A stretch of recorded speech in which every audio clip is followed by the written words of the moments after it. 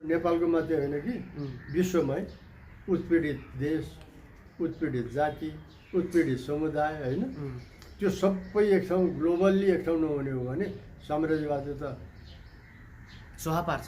अब विश्वयुद्ध हुने मान्छे आउँदैन नि। हामी त त्यहाँ पो पुग्दैछौँ त। अहिले अघोषित विश्वयुद्ध छ, यसको आर्थिक प्रभाव अब देखिँदै जान्छ। अघोषित विश्वयुद्ध छ। अब यो कुनै बेला तपाईँको घोषित हुनसक्छ, किनभने अब इरानमा अमेरिका आफै आयो होइन, रुस पनि त्यहाँ आयो भने के हुन्छ? ठुलो लडाइँ हुन्छ त्यहाँ। त्यो त घोषित भयो। घोषित हुन्छ त्यो। दुईवटा सुपर पावरले युद्धको मैदान टेक्यो भने के हुन्छ?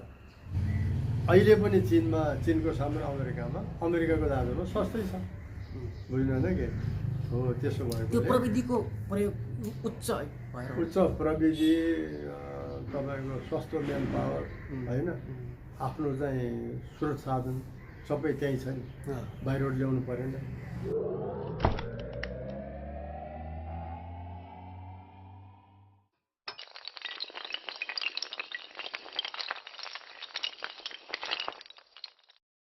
सङ्कल्प अनलाइन टेलिभिजनको आजको विशेष छलफलमा तपाईँलाई हामी हार्दिक स्वागत गर्न चाहन्छौँ। छलफलका लागि आज हामीसँग क्रान्तिकारी कम्युनिस्ट पार्टी नेपालका स्थायी समिति सदस्य सीताराम तामाङ हुनुहुन्छ। उहाँ लामो समयदेखि राजनीति गरेर आउनुभयो।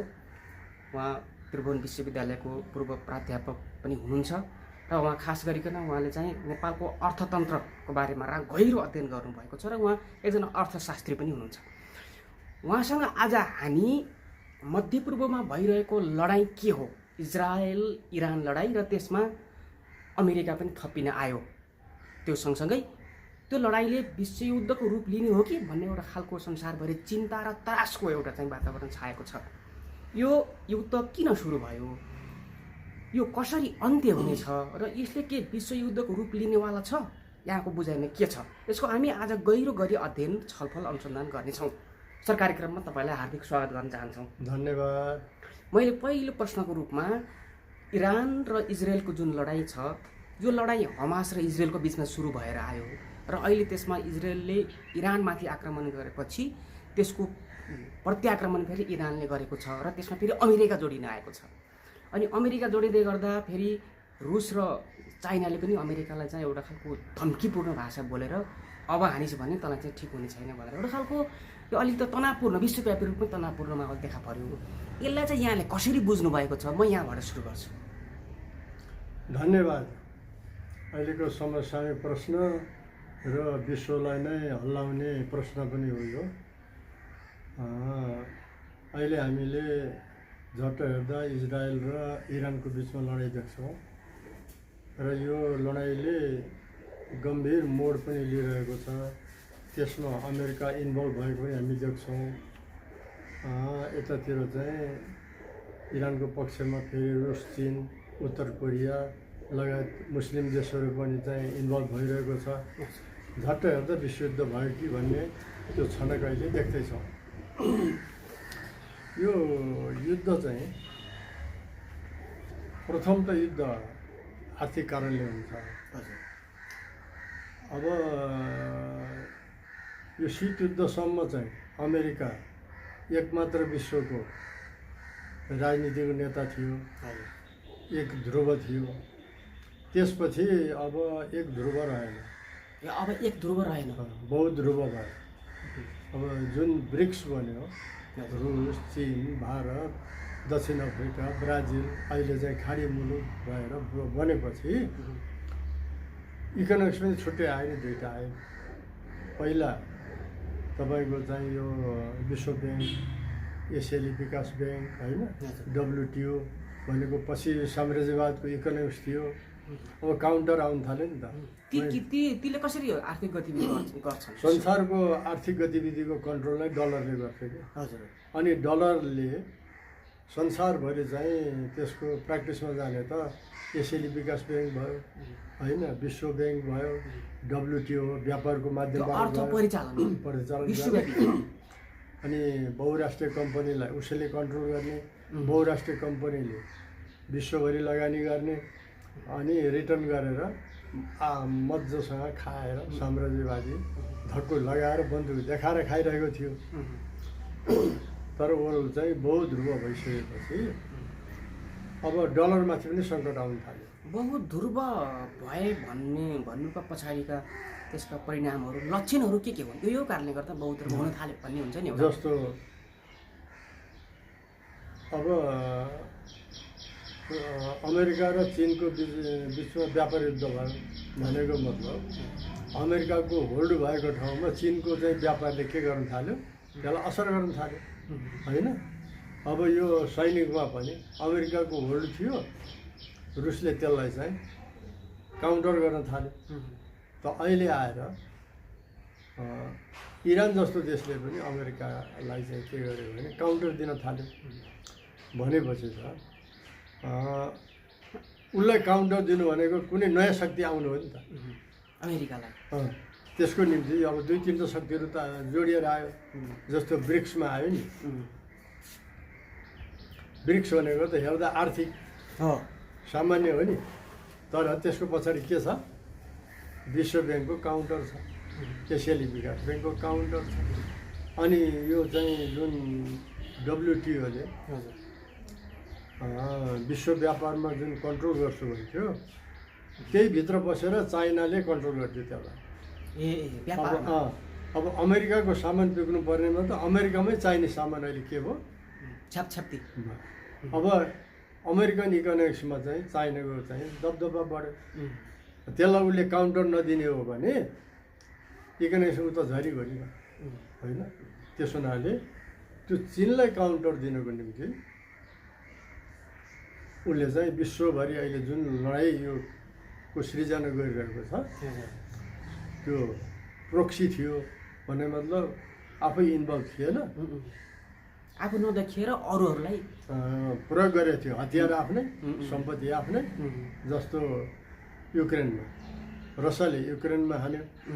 त्यो हान्नुको पछाडिको कारण त के थियो भने अब अमेरिकाको नेतृत्वमा चाहिँ यो नाटो चलेको छ। नाटोले युक्रेनलाई चाहिँ सदस्य बनाउने हो। किन भन्दा रसियाको विरोधमा अहिले फिनल्यान्डलाई पनि त्यो उसले गर्दैछ। अनि रसियालाई चारैतिरबाट घेरा हाल्ने भएपछि त रसियाको त इकोनोमिक्स मात्रै होइन, त्यो सार्वभौममाथि पनि त धावा हुने भयो, जमिन पनि असुरक्षित हुने भयो। फेरि अरू के थियो भने रुसबाट जो 15वटा कन्ट्रीहरू चाहिँ छुट्यो अलग भएका, तिनीहरू चाहिँ नाटोमा प्रवेश गर्ने कुरा छैन थियो, बुझ्नु कि। त्यसो भएर अमेरिकाले के गर्यो भने नाटोमा प्रवेश गराउने हिसाबले रुसको विरुद्ध चाहिँ उसले सैनिक कब्जा गर्ने दाउ गरेपछि रुसले हान्यो। अनि अमेरिकाले उसो भए त युक्रेन र रुसको लडाइँ उनीहरूको बिचको मात्रै नभएर होइन, त्यो अमेरिकाको हो नि। अमेरिका र रुस नाटोसँग भन्नुहोस् न, नेटोसँग रुस लड्ने, तर लड्ने मैदान चाहिँ रुस भन्यो होइन, के सरी युक्रेनमा। किन युक्रेनले त्यो रुसलाई साथ नदिएर के गर्यो भने अमेरिकालाई साथ दिने भएपछि अनि त्यहाँ लडाइँ सुरु भयो। अब यसमा प्रोक्सी लडाइँ, अमेरिकाले हतियार दियो, पैसा दियो, नाटोले दियो, आफै इन्भल्भ भएन। अब इजरायलको केस पनि त्यही हो। इजरायल भनेको आफू केही होइन, अमेरिका चाहिँ इजरायल हो। अमेरिकाको ब्याकमा इजरायल चाहिँ चल्ने हो नि। इजरायल त के हो? इजरायल नै अमेरिकाले बनाएको हो। अमेरिकाले बनाएको मध्यपूर्वमा राजनीतिक कन्ट्रोल गर्नलाई होइन, त्यहाँको चाहिँ तेल कन्ट्रोल गर्नलाई या नेचुरल रिसोर्स कन्ट्रोल गर्नलाई अमेरिकाले त्यो इजरायल भन्ने देशै धेरै पछि बनेको रहेछ भन्ने 1947 पछि। त्यो किनभने त्यो त प्यालेस्टाइन भूमि हो, यहुदीलाई राख्न पर्यो त्यहाँ। किन जर्मनीले यहुदी खेल्यो, अनि यहुदीहरू चाहिँ विश्वयुद्धमा दोस्रोमा अनि यहुदीहरू धेरै पैसावालाहरू व्यापारीहरू यहुदीको चाहिँ राजनीतिक पहुँच चाहिँ अमेरिकामा भयो, बेलायतमा थियो होइन। अमेरिका सुपर पावरमा आएपछि त्यो यहुदीलाई कहाँ ल्याएर राख्यो उसले? प्यालेस्टाइन। प्यालेस्टाइन भूमिमा ल्याएर राखेपछि त्यसलाई किन ल्याएको भने कसको भूमि हो त्यो? प्यालेस्टाइन मुस्लिमहरू प्यालेस्टाइन भन्नुहोस् न। मुस्लिम बहुल भन्छन् हो, मुसलमान भन्नुभन्दा पनि जातीय हिसाबले प्यालेस्टाइन प्यालेस्टाइन भन्छ। होइन, त्यहाँको आदिवासी त उनीहरू हो। त्यहाँ ल्याएर राख्यो। पहिला राखिसकेपछि सुरुमा थोरै राखेर पछि विस्तार गरेको भन्ने छ हो। त्यो त सुरुमा त थोरै नै राख्ने भयो नि, तर मान्छे पनि भुल्दै गऱ्यो त्यो। पछि त्यसलाई राज्यको रूपमै विकास गरेर हात हतियार सबै थोपार्ने एउटा तपाईँको स्टोर, अमेरिकाको हतियारको स्टोर प्लेस पनि हो त्यो। अनि त्यसलाई पुरै चाहिँ सेक्युरिटी दिएको थियो होइन, अरूले त्यसलाई हान्नै सक्दैन थियो नि त। त्यो भएर सानो कन्ट्री भए पनि प्यालेस्टाइनमाथि उनको दबदबा थियो। त्यो मात्रै नभएर खाडी मुलुकहरूमाथि नै उनको दबदबा थियो। र उनलाई चलाउन नसक्ने कारण के थियो भने खाडी मुलुकको हरेक देशको चाहिँ सिमानामा उनले जस्तो कतारमा भयो सैनिक राखेका थिए नि अमेरिकाले। अनि प्यालेस्टाइन त उसको विरुद्ध लड्दै थियो होइन, लडाइँ त टुङ्गिया थिएन। थिएन, किन उसको आफ्नो भूमिको खोजीमा ऊ थियो। अनि गए साल चाहिँ प्यालेस्टाइनले इजरायलमाथि हमला गरेपछि इजरायलले प्यालेस्टाइनलाई धुलो बनाउँछु भनेर उनी लागेपछि प्यालेस्टाइनको समर्थनमा चाहिँ अरूहरू पनि त्यहाँ युद्धमा आए। अनि प्यालेस्टाइन त आफै लड्यो। प्यालेस्टाइनलाई पहिलेदेखि चाहिँ यो रसियनहरूको पनि समर्थन थियो, चाइनिजहरूको पनि समर्थन थियो। तर जुन यो अहिले त्यहाँ चाहिँ हुतु विद्रोह लडिरहेको छ, लडेको छ, तिनीहरूलाई चाहिँ के गर्यो भने इराकले प्रोक्सी समर्थन गरिरहेको थियो। किनभने इरानलाई अमेरिकाले धेरै पहिलादेखि दमन गरेको थियो। उसले चाहिँ त्यो न्युक्लियर पावर बन्नु पाउँदैन भन्ने थियो होइन। त्यसो भएकोले इरान चाहिँ अमेरिकाको विरोधी हो भने मतलब उनी प्यालेस्टाइनको समर्थनमा। अनि यसपाल इरानले प्रोक्सी वार गरेको कारणले इजरायललाई धेरै अप्ठ्यारो भएकोले अमेरिकाले के गर्यो भने इजरायल मार्फत इरानको न्युक्लियर पावर स्टेसन छ भन्ने नाममा 3 बम गिरायो। अनि त्यो चाहिँ 90 मिटर तल छ भन्थ्यो, यसको चाहिँ 60-70 मिटर मात्रै गयो भन्ने छ। तर भइदियो भने त्यो पहिल्यै त्यहाँबाट हटाइसकेको रहेछ। त्यसो भने अमेरिकन जुन इन्टेलिजेन्स छ त्यो चाहिँ फेल खायो र अमेरिका डाइरेक्ट अब आयो, किन इजरायलले सकेनन्। त्यो इजरायलले इरानसित नसकेपछि ऊ के गर्यो, अमेरिका सिधै आउनु पर्यो। सिधै आयो, सिधै त्यहाँ आयो। अनि उसले अब चुप लाग्यो, अब हामीसँग सम्झौता गर भन्यो। तर इरान चाहिँ के गर्यो भने अमेरिकाले एक त उसको त्यो पावर प्लान्टमा हान्न सकेन होइन, त्यो साटिसकेको रहेछ। दोस्रो अब वर्ल्डकै चाहिँ तपाईँको न्यायको पक्ष राष्ट्रहरूले उनलाई समर्थन गरेका छ, इरानलाई। अब मुस्लिम कन्ट्रीहरूले पनि समर्थन गरेको बेला उनले अमेरिकासँग झुक्ने काम गरेन। बरु अमेरिकाको जुन खाडी मुलुकमा जहाँ उनको चाहिँ अमेरिकाको सैनिक स्टेसनहरू छ त्यसमा हान्यो। त्यहाँ हानेपछि अब अमेरिका पनि के गरौँ भइयो। किनभने दोस्रो पल्ट आउँदाखेरि बाद चीन र रुस पनि आउने हो कि आयो भने त त्यो युद्ध त खाडीमा हुँदैन, युद्ध त अमेरिकामै हुन्छ। अमेरिका धम्की त पायो, फेरि रुसले पनि धम्की दियो, चाइनाले पनि धम्की दियो, उत्तरले पनि धम्की दियो। अब त्यो युद्ध के हुने भयो, खाडीमा केन्द्रित नभएर त्यो युद्ध चाहिँ अमेरिका र चीनको बिचमा, अमेरिका र रसियाको बिचमै हुन सक्ने सम्भावना भएपछि ठुलो युद्धको रूप लिने सम्भावना, त्यो विश्वयुद्ध हुन्थ्यो। अनि विश्वयुद्ध होस् भन्ने त यिनीहरू पनि चाहँदैनन्। सबले हतियारको व्यापार गर्ने अहिले कि व्यापारै हो, व्यापारमा छ नि उनीहरू। हरेक कुरो त इकोनोमिक्समा टिकेको छ। अमेरिका पनि हतियार नबेचे बात होइन। अब चाइना रुसहरू जस्तो देश पनि हतियारमै आयो, नयाँ तरिकाले उदाइरहेछन्। र अहिले अब विश्व चाहिँमा यसको असर केमा हुने हो भने अब यसको विश्वव्यापी रूपमा गरिब देशहरूलाई कस्तो खालको असर? त्यही म भन्दैछु। अहिले यो सन् 35 सम्ममा, हजुर, अहिले 25 हो होइन, 25 हो। अब 10 वर्षभित्रमा यो अहिले जति चाहिँ नाटोसँग जोडिएको देशहरू छ तिनीहरूले आफ्नो जिडिपीको 5% सैनिक उसमा खर्च गर्ने भनेर नीति बनायो नाटोले भर्खरै। अहिले 1.5%सम्म खर्च गर्दै थियो त्यो जम्मा गर्ने जम्मा त्यो सैनिक खर्च कोष। अब त्यसलाई 5 पुर्याउने भनिसकेपछि लडाइँको लागि त बजेट बढ्ने भयो। अनि त्यो खर्च कहाँबाट आउँछ भन्दाखेरि अहिले चाहिँ यो नाटो कन्ट्रीहरू त धनी कन्ट्री भयो, युरोपियन, अमेरिका पनि भयो।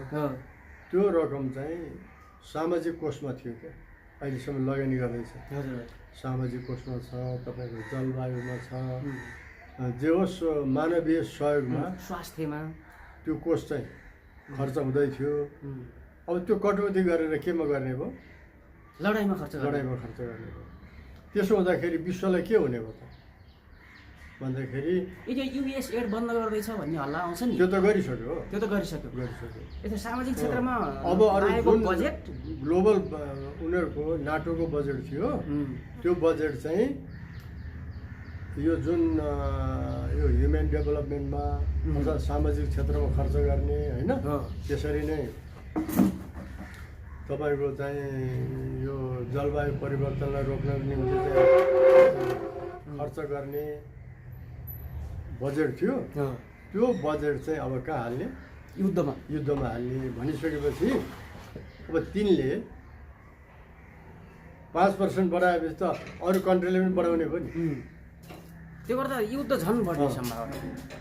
यसको कारण के हुन्छ भने तत्काल नहोला, अहिले चाहिँ प्रोक्सी विश्वयुद्ध भइरहेको छ।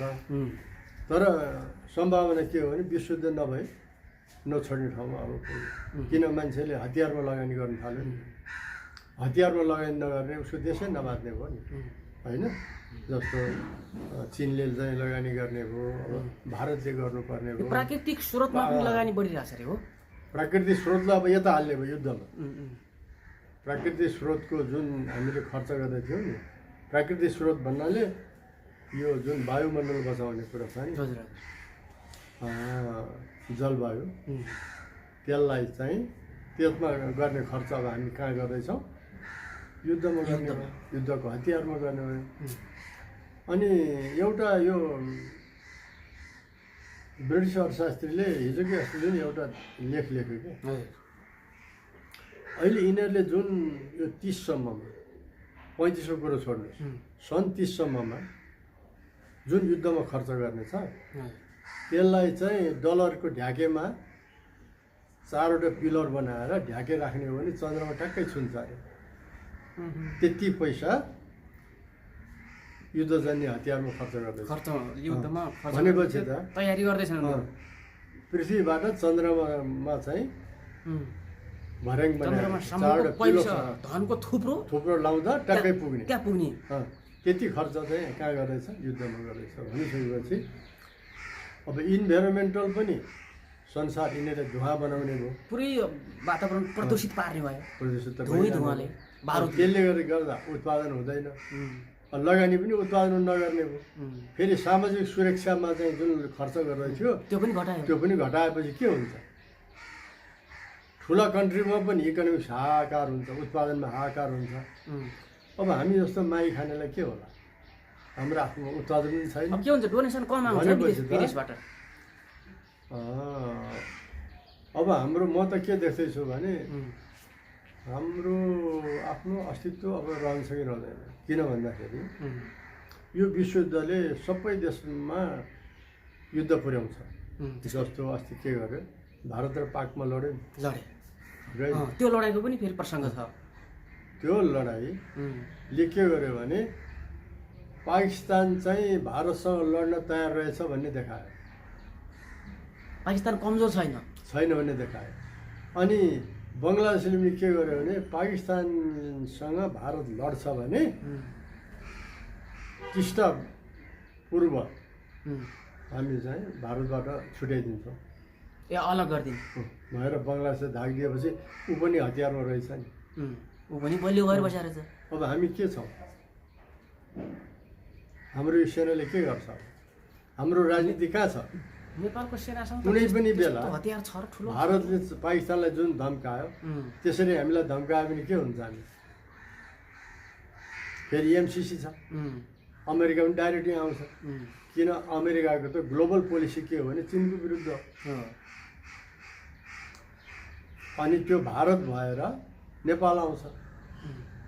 त्यो हुँदाखेरि नेपालले आफ्नो अस्तित्व कसरी जोगाउँछ भन्दा अहिलेसम्मको हाम्रो पोलिटिक्स के हो भने लम्पसारवादमा चल्यो। अहिले सत्तामा रहेका दलहरूले के सोचिरहेका हुन सक्छन् यो बारेमा? यिनले केही सोच्दैन, यी त भारतको गुलामी गर्ने हो। अहिले विदेशबाट जस्तो डोनेसन कम भएर बजेट पनि कम बनाएको नि।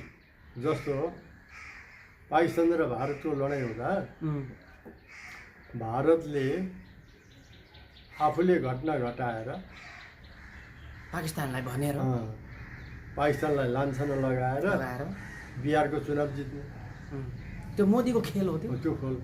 त्यो त भारतमै उजागर भयो त। तर नेपालले के गर्यो? भारतको पक्ष लियो।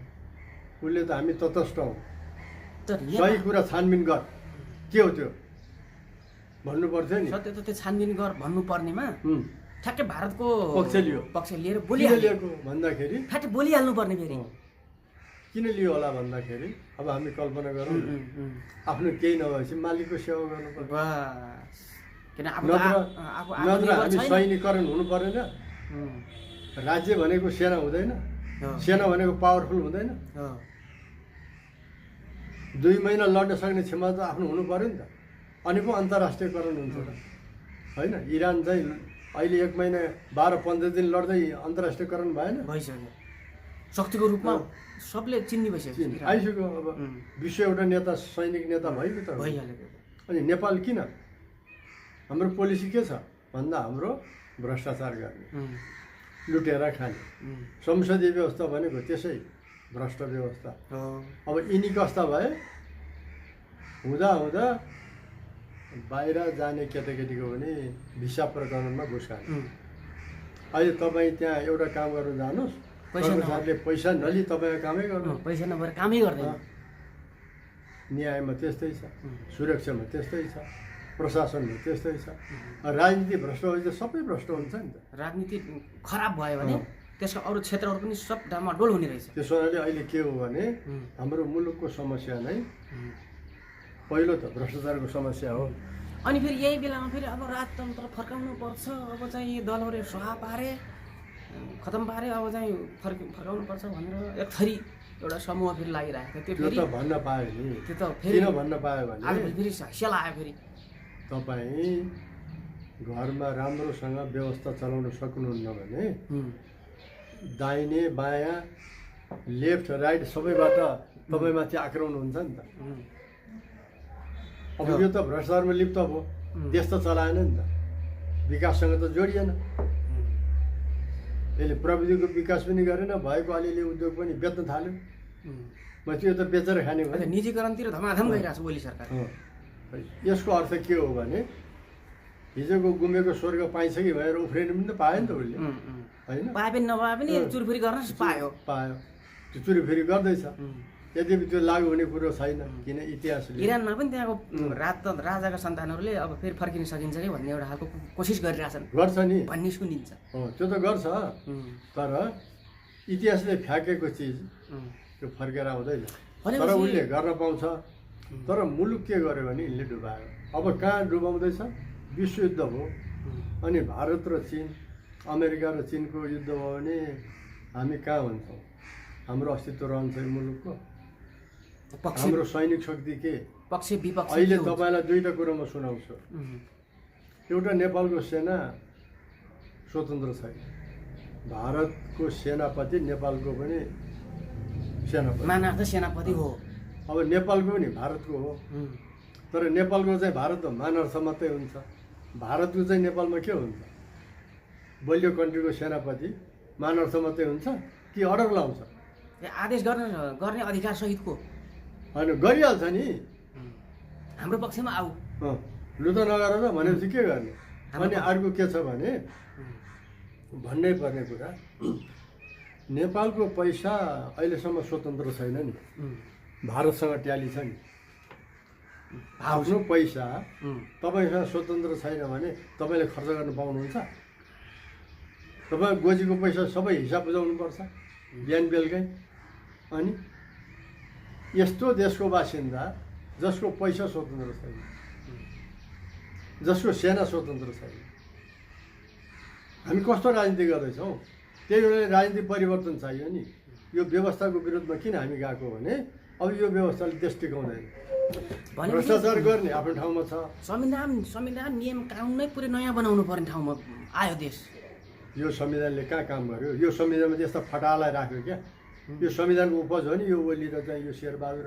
अहिलेको प्रचण्ड संसदीय व्यवस्थाका जुन खेलाडी हुन् यो संविधानको उपज हो नि संविधानले हामी क्रान्तिकारीहरूले संविधानले यिनीहरूलाई त्यो ठाउँमा पुग्न के छुट दियो त्यो खालको प्रावधानहरू भए मतलब भरेङ्गै दियो नि बुझ्नु होइन के त्यसै त बाँदर लिस्नु बनाइदियो त्यसै त बाँदर लिस्नु बनाइदियो यो संविधान त लिस्नु हो नि यसमा शिरदेखि पुछारसम्म चाहिँ त्यो बहुदलीय राजनीति छ तपाईँको कुनै स्थानीय निकाय पनि राजनीतिको अछुत छैन विकास होइन कि त्यहाँ आफ्नो बहुमत बनाएर लुटी खाए तपाईँले कुनै एउटालाई 2 लाख रुपियाँ निकायलाई दिनुहोस् स्थानीय निकायलाई स्कुललाई नै दिनुहोस् स्कुलमा पनि राजनीति छ त्यहाँको समिति छ दलका मान्छेहरू समितिमा चाहिँ कसको बहुमत भन्ने छ अनि त्यो बहुमतले तपाईँले दिएको 2 लाख रुपियाँ के गर्छ पचाउँछ त्यो हाम्रो डेभलपमेन्ट त कसो भने माथिबाट दिने तल लुटेर खाने माथि पनि मिल्ने सेटिङमा माथि नै खाने अहिले बजेटको वितरणमा पनि पुरै त्यो माथिदेखि आफ्नोमा मात्रै हाल्यो भनेर पुरै मारामार गर्दैछ किन गर्दैछ भने ऊ मन्त्री भयो भने उसले त्यसै गर्छ बुझ्नु भएन अहिले विरोध गरिरहेछ तर ऊ आफू त्यहाँ पुग्यो भने उसले त्यही गर्छ फेरि भने त के प्रावधानमै कानुनमै सिस्टममै त्यो लेखेको हो त्यो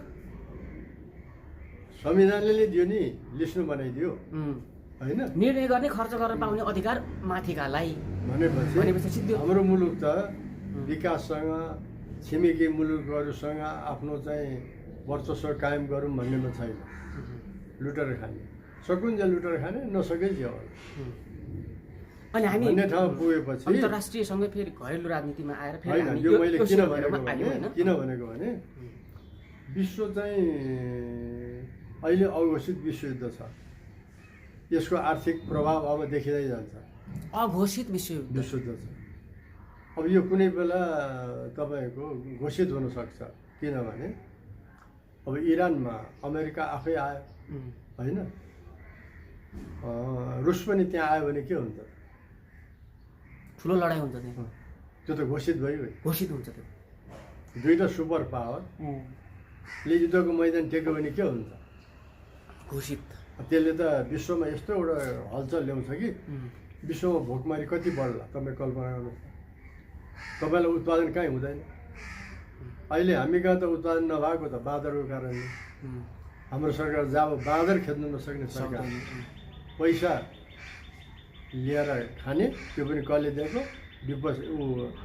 के अरे हाम्रो चाहिँ रेमिटेन्सको पैसा तर अहिले कतारमा चाहिँ अमेरिकाले बम गिरायो कतारको मान्छे अब यहाँ आउँछ आउँदैन हाम्रो नेपाली त्यो रोजगार फेरि चाहिँ बम गिर्यो भने त उता नाइ हुन्छ कतारमा त उद्योग चल्दैन नि त बम चल्न थाल्छ कति बेला खस्ने थाहा छैन अब खाडी मुलुकमा बम त गिर्ने सम्भावना त भइगयो नि अब अनि त्यो सबै नेपाली यहाँ आयो भने त्यो सरकारले के गर्छ के बनाएको छ यो देशलाई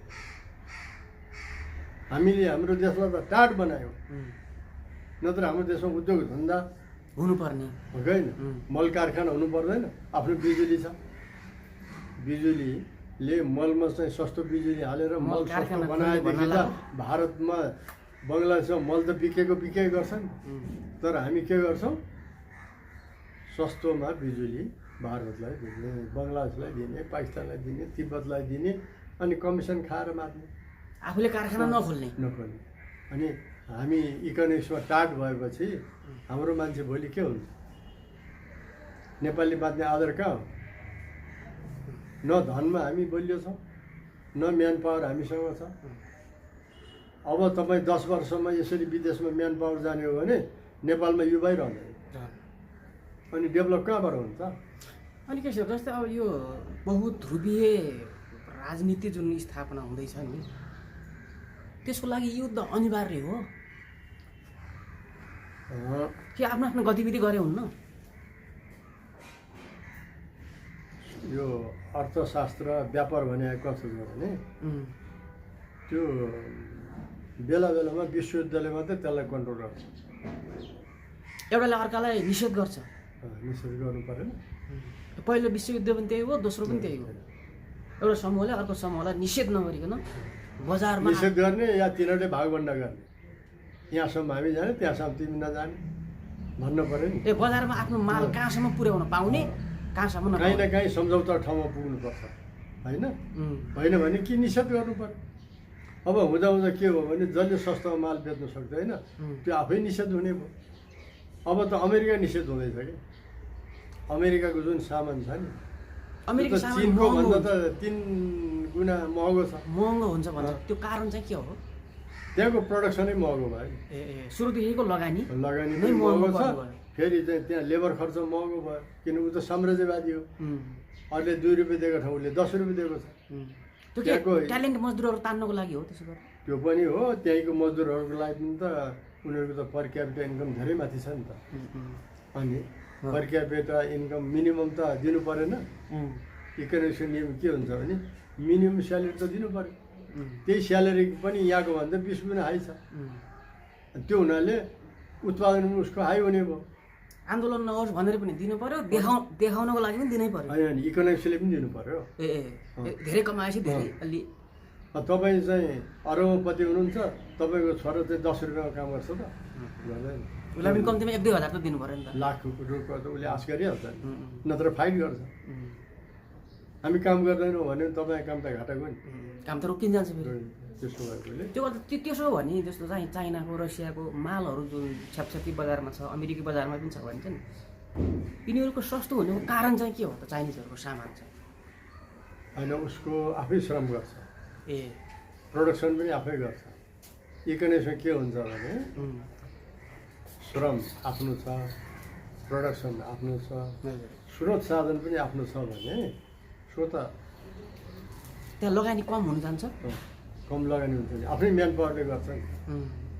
अनि त्यो थोरै लगानीको रिटर्न धेरै हुन्छ, आफ्नो मान्छेलाई त पाल्छ नि, त्यसले तलब धेरै दिन सक्ने भयो, सक्ने सस्तोमा उत्पादन हुन्छ।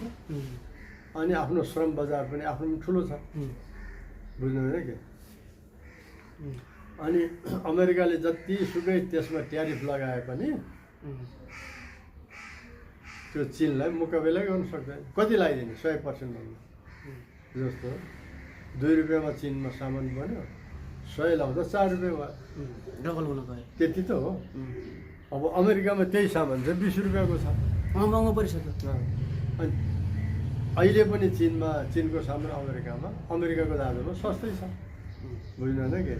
हो, त्यसो भएको त्यो प्रविधिको प्रयोग उच्च भएर, उच्च प्रविधि, तपाईँको सस्तो म्यान पावर, होइन, आफ्नो चाहिँ स्रोत साधन सबै त्यहीँ छ नि, बाहिरबाट ल्याउनु परेन, होइन?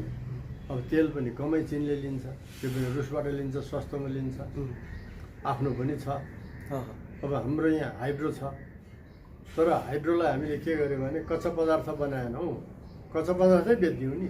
कच्चा पदार्थबाट कच्चा वस्तु उत्पादन गरेर तयारी वस्तु बेच्नुपर्ने, कच्चा मालै बेच्ने। कच्चा माल बेच्नु भनेको economically they are very poor कन्ट्रीमा चाहिँ कच्चा माल बेच्छ। अहिले त हामी बिजुली बेचिरहेको छौँ भनेर घमण्ड गर्नुको कारण छैन, त्यो बेकार हो। अहिलेको बिजुलीले के उत्पादन गर्न सक्छ नेपालमा? जस्तो कृषिको कुरा के तपाईँ एउटा सामान्य कुरा, हाम्रो नेपालले अहिलेसम्म मल कारखाना खोल्नु सकेन, ठुलो कुरो त होइन। खोल्छु भन्न लागेको चाहिँ 50औँ वर्ष भयो अरे, तर त्यो कमिसन, इन्डियाबाट कमिसन आउँछ नि, त्यो कारणले खोल्दैन। भन्छ देशलाई गरिब बनाएर व्यक्ति मोटाउनेलाई भ्रष्टाचार भनेकै त्यही हो नि। नत्र हामीले चाहिँ काठमाडौँकै दैनिक जुन यो फोहोर निक्लिन्छ त्यसैलाई त त्यो बिजुली झोसेर उत्पादन गर्न सकिन्छ नि त। त्यसको ग्यास पनि बन्छ अरे होइन? जे पनि बन्ला, अनि मल पनि बन्छ अरे। मल बन्छ, ग्यास बन्ला, फोहोर। अब उद्योग मल नहुनेहरू चाहिँ उद्योगमा जाला होइन, हरेक कुरो हुन्छ नि त। अब तराईमै 5-7वटा प्रदेशमा एउटा चाहिँ तपाईँको मल कारखाना खोलिदिएको छ। त्यहाँको लागि त्यही भइहाल्थ्यो। त्यो मल फेरि विदेशी जस्तो त्यो मल होइन नि, प्राङ्गारिक मल हुन्छ नि हाम्रो त। प्राङ्गारिक मल बनाउने हो भने इन्डियामा पनि त्यस्तो चाहिँ मल त खोज्छ नि, अर्ग्यानिक मल जसले पनि त खोज्छ। हामीले त व्यापार गरेर मलैबाट पनि धनी हुन्छौँ। नेपालीलाई मात्रै पुगे पनि भइहाल्थ्यो फेरि।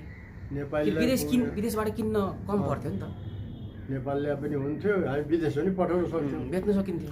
त्यसो भएकोले हाम्रो यो पोलिटिकल सिस्टम के हो भने त्यसमा विकाससँग यसको रिलेसन छैन, दीर्घकालीन सोच पनि छैन, अल्पकालीन विकास पनि छैन, बेचेर खाने पो छ। भाषणमा त बेसरी हुन्छ त विकास त फेरि, बाटोघाटो भाषण पनि गर्दैन। किन गर्दैन भने त्यसमा बजेटै छैन, जम्मा 19% बजेट विकासको लागि।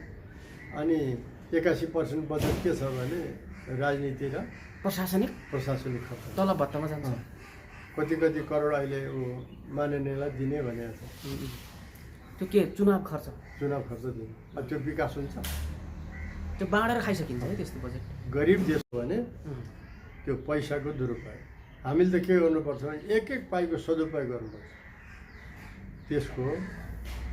त्यसबाट रिटर्न के आउँछ, प्रतिफल के हुन्छ भन्ने सोच्नुपर्छ। हामीले लगानी गर्ने हो नि, तपाईँले 10 वर्ष राम्रो लगानी गर्नुहोस्, त्यसपछि तपाईँलाई जीवनभरि प्रतिफल आउँदै गर्छ।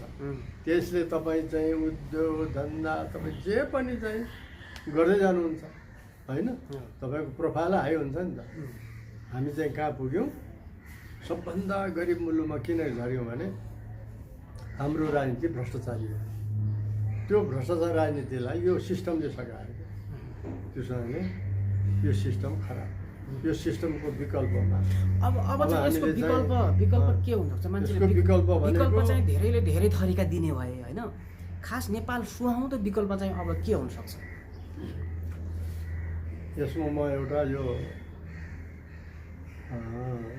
बौद्ध साहित्यको कुरा गर्छु, पाली साहित्य। त्यहाँ के छ भने कमाल जाति एउटा आदिवासी जाति थियो।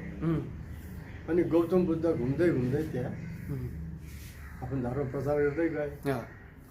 अनि त्यो कलाम जातिको एउटा नेताले के भन्यो भने, गुरु तपाईँ जस्तो त यहाँ त 50वटा आउँछन्, मेरो धर्म ठिक छ, मेरो मानेपछि तिमीहरूलाई यो हुन्छ त्यो हुन्छ भन्छन्, तपाईँले त्यही त भन्ने होला। उस्तै छ उस्तै। अनि गौतम बुद्धले के भन्यो भने, कालाम तिमीले भनेको कुरा एकदम सही हो, सबैले धर्म प्रचार गर्दा आफ्नो गुण गाउँछन्, तर म त्यसो भन्दिनँ। मैले जति कुरा यहाँ बोल्छु तिम्रो विवेकले उचित लाग्छ, यो मेरो धर्म लिँदा तिमीलाई दुःखबाट मुक्ति हुन्छ भन्ने लाग्छ भने तिमी मेरो मान, होइन भने जो गुरुले तिमीलाई मुक्ति दिन्छ भन्ने तिमीलाई लाग्छ उसको मान। मेरो चाहिँ मान्न अनिवार्य छैन भनिसकेपछि अनि ती कालम जातिले उनकै धर्मलाई किन अप्नायो भने त्यसबाट मुक्ति पाइन्छ भन्ने हो, विश्वास भयो। त हाम्रो देशमा पनि धेरै मान्छे धेरै थरीको कुरा गर्छन्, तर सबको नियति के छ भने भ्रष्टाचारी छ, होइन के नगर्छु भन्ने, तर डाइरेक्ट इन्डाइरेक्ट भ्रष्टाचारमा मुछिन्छ, कोही बाँकी छैन। यो व्यवस्थामा जो बस्छ नि त्यो सबै भ्रष्टाचारी हुन्छ। रवि आए पनि कवि आए पनि उनीहरूले मान्ने त यही सिस्टम हो। यो सिस्टम भ्रष्टाचारी छ। भ्रष्टाचार नगरी पैसा हुन्न, पैसा नभए चुनाव लडिन्न, चुनाव लडेर मन्त्री हुँदैन, अनि के गर्नु? मन्त्री भएर माथि नभए फेरि प्रचार गर्न पाइन्न, पैसा आउँदैन। त्यसो भए यो सिस्टम खराब भएपछि यो सिस्टमले मानिसको मुक्ति दिँदैन, जनताले यसले दुःखबाट मुक्ति दिँदैन भन्ने त प्रश्न भयो। आधारभूत रूपमा के गर्न सकिन्छ अबको उसमा? त्यही त म भन्दैछु। त्यसो भएले अब यसका विकल्पमा धेरै कुरा गर्छन्, तर हामी कम्युनिस्ट यसको आर्थिक विकल्प, राजनीतिक त्यही त विकल्प म भन्छु। यस्तो ठ्याक आयो भने एकदम सजिलो हुन्छ कि। अब यसको चाहिँ विकल्प के हो भने कम्युनिस्ट आन्दोलनमा हामीले देखेको जुन यो हामीले चाहिँ समाजवादी रुसमा क्रान्ति देख्यौँ, चिनमा नयाँ जनवादी क्रान्ति पार गरेर समाजवादमा गयो होइन। त्यो कुरोले के गर्यो भने पिपुललाई सर्वहारा वर्गको चाहिँ मुक्ति दियो होइन। पछि त्यहाँ बिग्रियो, आफ्नो ठाउँमा छ, तर सुरुमा चाहिँ तर राम्रै त्यसले गर्न त दिएन। खोजेको है। रुसलाई चाहिँ विश्व तपाईँको चाहिँ यो सैनिक पावर कसले ल्यायो? त्यही लेनिनले ल्याएको त हो। जग बसाल्ने जगदौले उनीहरू बसाल्ने। अब अहिले चिनमा सुपर पावर चाहिँ चिनलाई कसले बनायो भने माओको जनवादी क्रान्तिले हो नि। जग बसाउने उनीहरू हुन्। त हामीले गर्ने पनि के हो भने सर्वहारा वर्गको, जनताको, गरिब दुखीको, त्यसपछि चाहिँ उत्पीडित जाति जनजातिको मुक्ति दियो भने दिने हो भने केही राजनीति गर्नु पऱ्यो नि। त्यसलाई के हुन्छ? जनता पहिलो हुन्छ त्यसको पोलिसी। जनताले लडेपछि आफ्नो अधिकारको निम्ति उही पहिलो हुन्छ होइन। तपाईँले लडेपछि त तपाईँ नै हकदार हो नि त। जस्तो हिजो माओवादी पिरियडमा जनजाति, दलित, महिला, मधेसीले लडे, उनीहरू त माथि त आयो नि त, उनीहरूको स्थान बलियो। तर पछि के हो भने पोलिटिक्स खराब भएकोले उनीहरू अहिले तल दबिए, तर विषय त आइरहेछ त। त्यसोले हामीले वर्गीय हिसाबले, तपाईँको चाहिँ जातीय हिसाबले, लिङ्गीय हिसाबले, क्षेत्रीय हिसाबले, धार्मिक हिसाबले, भाषिक हिसाबले, कुनै पनि हिसाबले मानिसहरूलाई उत्पीडनबाट मुक्ति गर्ने हो भने राजनीति पनि त्यही आउनु पर्यो, अरूले त दिँदैन। त अहिलेको यो संविधान कम्युनिस्टहरूले यो उत्पीडित जाति र क्षेत्रको कुरा उठाउँदाखेरि फेरि जातीय राजनीति गर्न थाले भन्ने एउटा खालको आरोप आउँछ। फेरि त्यसलाई कसरी खण्डन गर्ने? त्यो त लुटी खानेहरूले भन्ने कुरा हो, बुझ्नु न कि। अहिले इन्डिया पनि यो जातीय आधारमा जनगणना गर्ने भनेर सरकार बाध्य भयो। मोदी किन बाध्य भयो भने पपुलेसनको माग हो नि त्यो। इन्डियाको त माग भयो, जनताको माग हो। त हाम्रो नेपालमा पनि सबै जातिले समानता पाउनुपर्छ, लिङ्गीय समानता हुनुपर्छ, भाषिक समानता हुनुपर्छ, धार्मिक समानता, क्षेत्रीय समानता हुनुपर्छ भन्ने कुरा त्यो कहीँ जातिवादी हुन्छ त। तर त्यो के गर्छ भने जातिवादी भएर त्यसको पोलिटिक्स गर्छ क्या मान्छेहरू। अनि कमजोर मनस्थिति हुनेलाई देखिस् यी त जातिवादी हुन् भनिदियो, तर त्यो वास्तवमा जातिवादको विरोधमा हो नि। त्यो जातीय, क्षेत्रीय र लैङ्गिक उत्पीडन भएको त सत्य हो नि। सत्य हो भने सत्य मान्ने हो भने त त्यसलाई त उत्पीडनबाट काहीँ न काहीँ त ल्याउनु पर्यो, कहीँ न कहीँ त्यसलाई समावेश त गर्न पर्यो। तर अब म खाइरहेछु, मलाई अप्ठ्यारो हो भने मैले त्यो जातीय भनिदिन्छु, त्यो साम्प्रदायिक भनिदिन्छु, जातीय कुरा गर्यो भनिदिने भन्ने भयो। त्यो किनभने आफ्नो बचाउको लागि, आफ्नो जातीय बचाउको लागि, आफ्नो साम्प्रदायिक बचाउको लागि त्यसो गर्ने यो पोलिटिक्समा हुन्छ हेर्नुहोस्। तर त्यसलाई चिरेर जान नसक्ने हाम्रो कमजोरी हो नि त, पोलिटिक्सको कमजोरी हो नि। तर अब हामीले चिरेर जानु। तर त्यो खालको राजनीतिक लाइन चाहियो कि ती सबै उत्पीडित समुदायहरूलाई चाहिँ एक ठाउँमा ल्याउन सक्ने त्यो राजनीति गर्ने शक्ति एक ठाउँ आउनु पर्यो। अहिले हामी पनि छरिएका छौँ नि, हाम्रो सब धेरैको विचार के छ भने यो गर्नुपर्छ भन्ने छ, तर हामी चाहिँ के छौँ एक ठाउँ आएर त्यो गर्न सकेका छैनौँ। तर विश्व पोलिटिक्सको माग भइसक्यो। अब हाम्रो नेपालको मात्रै होइन कि विश्वमै उत्पीडित देश, उत्पीडित जाति, उत्पीडित समुदाय होइन, त्यो सबै एक ठाउँ ग्लोबल्ली एक ठाउँ नहुने हो भने साम्राज्यवादी त सोहा पार्छ। अब विश्व देउने मान्छेहरू आउँदैन नि, हामी त त्यहाँ पो पुग्दैछौँ। त्यसैले अहिले हाम्रो विश्वमा नारा अफ्रिकाका बुर्किना फासो लगायतका कयौँ देशहरू चाहिँ त्यहाँ रहेको फ्रान्सेली कम्पनीहरू उनीहरू त्यहाँबाट चाहिँ बिदा गरेर फिर्ता गर्दैछन् र अब हाम्रो अफ्रिका हामी आफै चाहिँ गरी खान्छौँ, तिमीहरू अब फिर्ता हो भन्ने खालको चाहिँ उनीहरूको हुन्छ। अब त्यसले मात्रै होइन कि हामी विश्वभरिका उत्पीडनमा परेका यो नव उदारवादको तपाईँको चाहिँ नव उपनिवेशवादबाट, विस्तारवादबाट उत्पीडन परेका सबैले अब एक ठाउँ बोल्नुपर्छ। किन भन्दाखेरि अब विश्वयुद्ध भयो भने संसारमा प्राणी नरहन सक्छ। त्यसो भए विश्वयुद्ध होस् भन्ने हाम्रो नारा हो त? होइन, विश्वयुद्ध त रोक्नु पर्यो। रोक्नु पर्यो। शान्ति हो नि। साम्राज्यवादको विरोध गर्ने, तर साम्राज्यवादले थोपरेको विश्वयुद्ध हामी मान्दैनौँ भन्ने, त्यसको विरुद्ध पो लड्ने त भनेपछि त। अनि यो के छ भने युएनको बर्खिलाफ चाहिँ इरानमा अमेरिकाले बम वर्षायो होइन, युएनको बर्खिलाफ पनि छ, विश्व शान्तिको बर्खिलाफ पनि छ, पञ्चशीलको बर्खिलाफ पनि छ। अनि हामी जस्तो साना देशहरूले बाँच्न पाउने अधिकार पनि त भयो नि होइन। अर्को तपाईँको यो चाहिँ जलवायुको जुन अहिले विश्वमा हाहाकार छ, त्यसको असरहरू देखिरहेछौँ, त्यसलाई थप असर पुर्याउने पनि त भयो नि त्यो युद्धले। अनि यो सोसियल जुन अहिले सामाजिक जुन चाहिँ यो सेक्युरिटीको निम्ति खर्च गरेको छ, त्यो पनि त युद्धमा हालिदिने भयो। भनिसकेपछि हामी त कहाँ रह्यौँ? मान्छे त खान नपाउने, स्वास्थ्य पनि नपाउने तिर। अनि बमबारी हुने हो भने सबै चाहिँ खानु पनि नपाउने, अनि खसेर मर्ने पनि, जलवायु पनि प्रदूषित हुने। त्यसको लागि के हुन्छ? एउटा विश्वव्यापी रूपमा यस्तो एउटा सङ्गठन मोर्चाको आवश्यकता परिसक्यो कि के हुन्छ? मोर्चाको आवश्यकता पर्छ, तर विश्वमा जति चाहिँ यो साम्राज्यवाद विरोधी शक्ति छ तिनीहरू अब सडकमा आउनु पऱ्यो, सबले बोल्नु पऱ्यो, त्यसको मोर्चाबन्दी पनि कस्नु पऱ्यो। हामी नेपालमा पनि त्यस्ता छौँ भने तिनीहरू पनि एकमा आउनु पऱ्यो, दक्षिण एसियामा छ भने तिनीहरू पनि आउनु पऱ्यो होइन। ग्लोबल्ली पनि वी मस्ट बी युनाइटेड, नत्र यो विश्वयुद्ध चाहिँ रोकिन्न। साम्राज्यवादीहरूले त अब खुल्ला आक्रमण किन गर्छ भने उसको इकोनोमिक्समा अब असर पर्छ। उसलाई त्यसलाई हानेपछि त्यो लास्ट चरम भन्ने नहुँदो रहेछ साम्राज्यवादलाई। त्यो तपाईँको अर्थतन्त्र भनेकै त्यस्तो हो। तपाईँले खाइपाएको आएको ठाउँमा अरू कसैले खान थालेपछि त्यहाँ लाज घिनको कुरा छैन कि हानेर हुन्छ कि मारेर हुन्छ कि सिद्ध्याएर आफूले लिने। साम्राज्यवाद भनेको युद्ध हो। अहिले युद्धको हामीले विरोध गरेको साम्राज्यवादको विरोध गरेको, क्रान्तिको विरोध होइन, साम्राज्यवादको विरोध होइन।